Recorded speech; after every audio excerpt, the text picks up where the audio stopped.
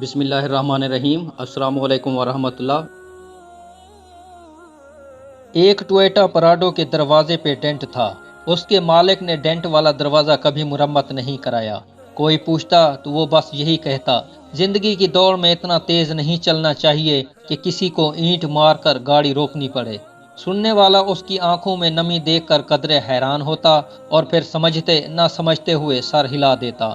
سرگوشی سنو گے یا اینٹ سے بات سنو گے؟ ایک نوجوان بزنس مینیجر اپنی برانڈ نیو ٹویٹا پراڈو میں دفتر سے ڈی ایچ اے میں واقع گھر جاتے ہوئے ایک پسماندہ علاقے سے گزرا جو مضافات میں ہی واقع تھا۔ اچانک اس نے ایک چھوٹے بچے کو بھاگ کر سڑک کی طرف آتے دیکھا تو گاڑی آہستہ کر دی، مگر پھر بھی اس نے بچے کو کوئی چیز اچھالتے دیکھا۔ ٹھک کی آواز کے ساتھ ایک اینٹ اس کی نئی گاڑی کے دروازے پر لگی تھی۔ اس نے فوراً بریک لگائی اور گاڑی سے باہر نکل کر دروازہ دیکھا جس پر کافی بڑا ڈینٹ پڑ چکا تھا۔ اس نے غصے سے ابلتے ہوئے بھاگ کر اینٹ مارنے والے بچے کو پکڑا اور زور سے جھنجھوڑا، اندھے ہو گئے ہو پاگل کی اولاد، تمہارا باپ اس کے پیسے بھرے گا؟ وہ زور سے دھاڑا۔ میلی کچیلی شرٹ پہنے بچے کے چہرے پر ندامت اور بے چارگی کے ملے جلے تاثرات تھے۔ سائیں، مجھے کچھ نہیں پتا، میں اور کیا کروں؟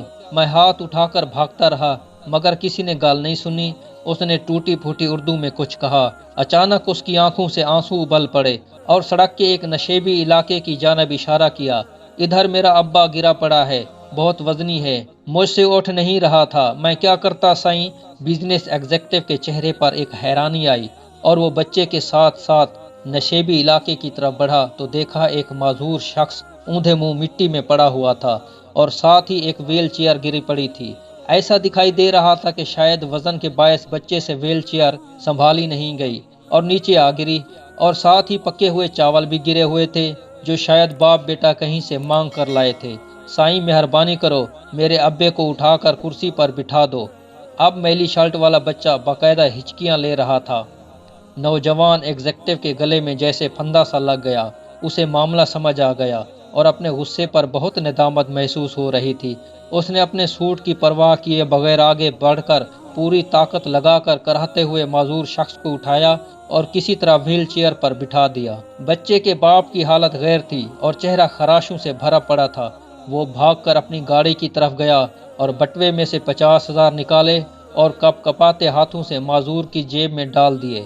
پھر ٹیشو پیپر سے اس کی خراشوں کو صاف کیا اور ویل چیئر کو دھکیل کر اوپر لے آیا۔ بچہ ممنونیت کے آنسوں سے اسے دیکھتا رہا اور پھر باپ کو لے کر اپنی جھگی کی طرف چل پڑا۔ اب اس کا باپ مسلسل آسمان کی طرف ہاتھ اٹھاتے ہوئے نوجوان کو دعائیں دے رہا تھا۔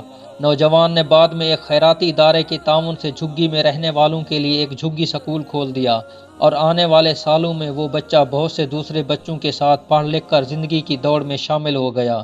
وہ پراڈو اس کے پاس مزید 5 سال تک رہی، تاہم اس نے ڈینٹ والا دروازہ مرمت نہیں کرایا۔